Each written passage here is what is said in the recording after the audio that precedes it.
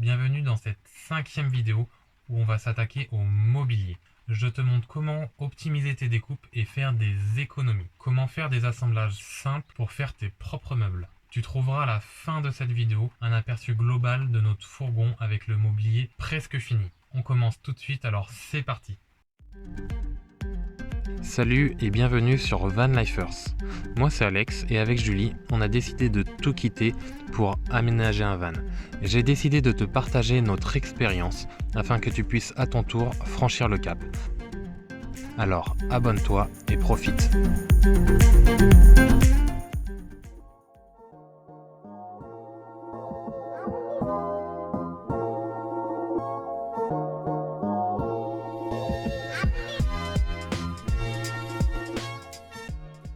Alors que je t'explique un peu ce qu'on fait aujourd'hui. Du coup on est en train de couper nos panneaux qui sont là. Pour savoir ce qu'on doit couper en fait, si tu veux, j'ai préparé un truc. Ouais, tu vois, voilà, j'ai des feuilles comme ça qui représentent les coupes que je dois faire sur chacun de mes panneaux. Donc si tu regardes bien, ils sont tous numérotés de ce côté-là tout en haut avec leur quantité et leur dimension. Et à chaque fois leur dimension, je les retrouve sur mon panneau, tu vois. Et là, j'ai plus qu'à découper toutes mes petites pièces. Et donc là, on est au 4e panneau sur 9. Donc on a plutôt bien avancé. On a commencé hier en fin d'après-midi et on a déjà coupé toutes les pièces qui sont là avec ce qu'il y a derrière. Voilà. Donc bon, au final ça avance assez vite, mais les premiers panneaux normalement c'était avec les plus grosses coupes, et plus on va avancer dans les panneaux, plus on va avoir de petites coupes qui vont nous prendre du temps, mais ça va le faire, on avance.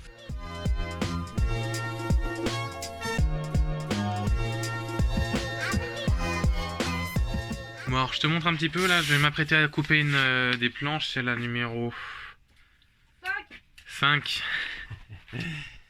5 sur 9, donc tu vois elle est là, je l'ai mis sur mon établi, et du coup j'ai ma petite feuille qui est juste là avec toutes mes découpes. Et donc là, pour repérer ma première coupe, en fait, ça va être la plus longue. Donc je repère une ligne qui passe à travers tout mon panneau. Donc là, la première coupe que je vais avoir à faire, c'est celle-là.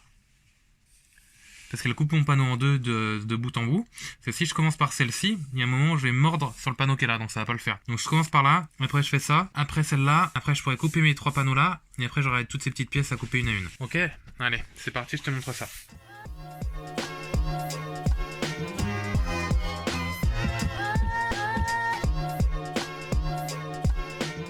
Alors comme je te l'expliquais tout à l'heure, tu vois là j'ai ma feuille de débit qui est là, avec tous mes panneaux que je dois couper. Et là je te les ai replacés par-dessus pour que tu te rendes compte un petit peu. Tu vois mes coupes correspondent totalement à ce que j'ai sur ma fiche. Donc tu vois ce panneau là, et ben c'est celui-là, etc. etc. Donc du coup ça permet vraiment d'optimiser les panneaux pour avoir le moins de chute possible. Là tu vois, regarde, j'ai vraiment tout ça là, ça va être de la perte sur mon panneau du dessous quoi. En gros c'est vraiment quelque chose d'optimal pour avoir le moins de chute possible. Et là c'est le 6e panneau qu'on découpe. Et ça c'est les chutes que j'ai. Donc tu vois il y en a vraiment pas beaucoup. Donc ça veut dire qu'on a eu vraiment peu de pertes par rapport à l'achat de panneaux qu'on a. Que, économiquement c'est franchement cool, ça nous permet d'avoir le moins de chute possible. Et du coup ça permet d'acheter moins de panneaux quoi. Donc financièrement c'est plutôt cool. Bon, il faut que je t'explique comment je réalise mes fiches de débit. À la base, je commence à faire mes plans. Une fois qu'ils sont terminés à 100% et que je suis sûr de ne plus y retoucher, je crée une nomenclature. En gros, c'est une liste un peu barbare avec les dimensions et les quantités de chaque panneau qui se trouvent dans mon plan. J'utilise donc cette nomenclature pour générer un calpinage. En gros, j'obtiens une optimisation des découpes que je devrais faire dans mon panneau brut, et ça c'est super pratique pour éviter les pertes. Plus j'optimise, moins j'ai de pertes, moins j'ai de panneaux achetés, donc je fais des économies.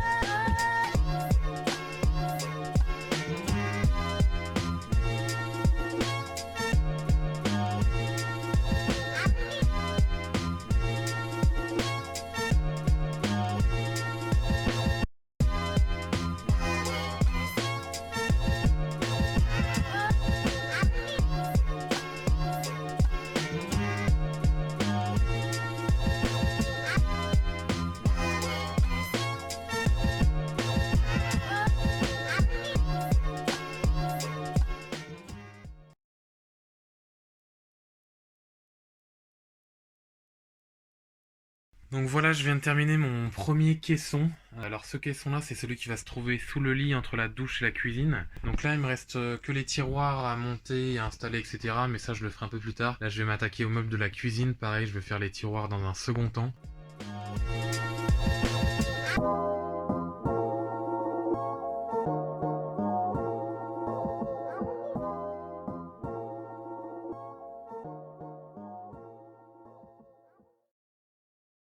Donc tu vois là je suis en train d'attaquer ma cuisine. Donc à chaque fois, sur toutes mes pièces, j'ai repéré par un petit trait, tu vois, là où je devais faire des percements. Alors ces percements, j'ai pas besoin de prendre de cote spécialement.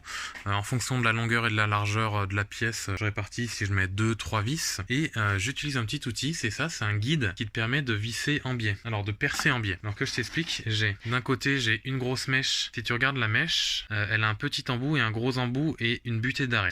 Donc quand je vais la mettre à l'intérieur de mon outil qui est là, hop, ça va me permettre, tu vois, il n'y a qu'une petite partie qui ressort et ça va me permettre de faire des trous de ce type là. Donc tu vois, j'ai un petit trou au fond dans lequel je vais mettre la vis et une en base un peu plus grande pour mettre la tête de vis. Alors je vais trouver une vis et je vais te montrer ça. Donc en fait par rapport à ça, voilà, j'ai mon trou qui est là. Par rapport à ça, ma vis elle vient comme ça et je vais pouvoir l'enfoncer et elle va ressortir par le champ du panneau, ok? Et si tu regardes bien, tu vois, j'ai aucune vis. J'ai vraiment aucune vis apparente. Et en fait, elles sont dessous. Donc tu vois là j'ai une vis qui part dans un sens, une vis qui part dans l'autre, qui me permet de fixer l'ensemble sans avoir aucune vis apparente, ok? Donc ça, voilà, en vue de face, ça va être visible comme ça, ok? Donc ça te permet d'avoir des assemblages nickel, sans aucune vis apparente. Tu mets un trait de colle, tu visses, et puis c'est fini quoi.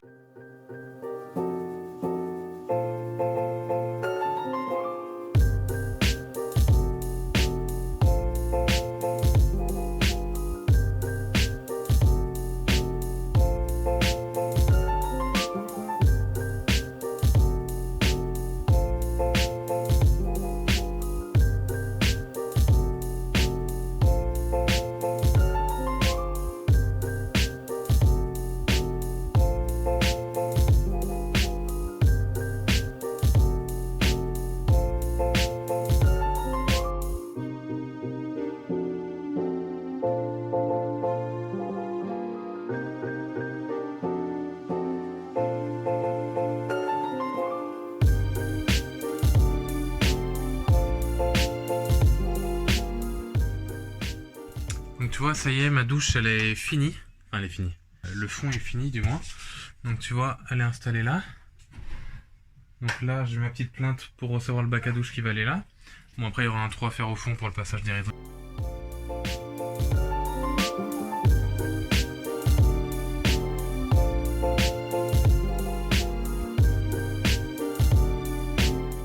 Alors comme précédemment, quand je fais des pièces à répétition, pour éviter de les couper et de les tracer une à une, je trace celle du dessus et je m'occupe après de... Enfin je mets des serre-joints, je les serre bien et du coup je coupe les trois en même temps. Comme ça te fait gagner du temps quoi, tu vas 3 fois plus vite. Ok ?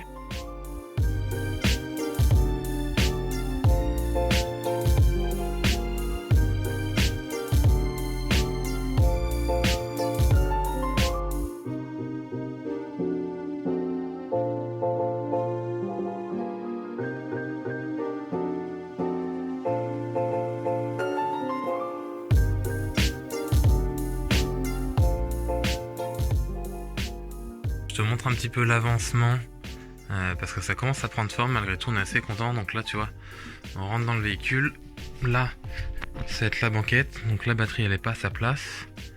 Là on va voir notre douche. Ici un caisson de rangement qui va être sous le lit avec à droite des tiroirs et à gauche ça me fait une petite échelle. Et là à gauche c'est ma cuisine, où je vais avoir mon évier, mes plaques, un frigo et des tiroirs. Bon, en vrai, on a pas mal hésité à faire une banquette ou un dérangement à cet endroit-là sur toute la hauteur. Mais en fait, c'est plutôt pas mal parce que, mine de rien, tous les meubles prennent de la place. Au début, on s'était dit qu'on serait tout le temps dans le lit pour bricoler, pour travailler ou lire, etc. Passer du temps sur l'ordinateur ou être sur les fauteuils à l'avant pour manger, etc. Mais cette petite banquette, en fait, déjà, elle casse un peu l'espace. J'ai l'impression que c'est quand même plus grand parce qu'on va être à deux là-dedans et c'est assez petit. Et en plus de ça, si je m'assois dessus et que je te retourne la caméra, j'ai vue sur la fenêtre, donc c'est plutôt pas mal. Voilà, donc voilà ma vue sur la fenêtre. Donc je viens de fixer les portes de ma banquette. Alors ma banquette, tu vois, elle est juste là derrière moi. Et en fait, il y a une petite astuce, c'est que j'ai mis une charnière. On appelle une charnière piano juste ici, là, qui est en doré un petit peu. Et une deuxième là. Donc comme ça, je peux ouvrir là et accéder au dos de ma banquette. Et vraiment aller un peu de partout pour aller au plus profond et pas perdre d'espace. Je referme, donc ça devient le dossier de ma banquette. Et là, l'assise, c'est pareil, hop, je peux l'ouvrir et accéder de partout dans mes caissons, etc. Et gagner de la place au niveau des rangements. On est vraiment fiers d'en être arrivé là et j'espère avoir pu te transmettre un peu de ma passion. N'oublie pas de faire un tour dans la description en dessous de cette vidéo pour avoir plus d'informations, de nous encourager avec un pouce vers le haut et de poser toutes tes questions en commentaire. La semaine prochaine, on finit le mobilier. Alors abonne-toi pour ne rien rater. Je te dis à la semaine prochaine, même jour, même heure. Alors ciao!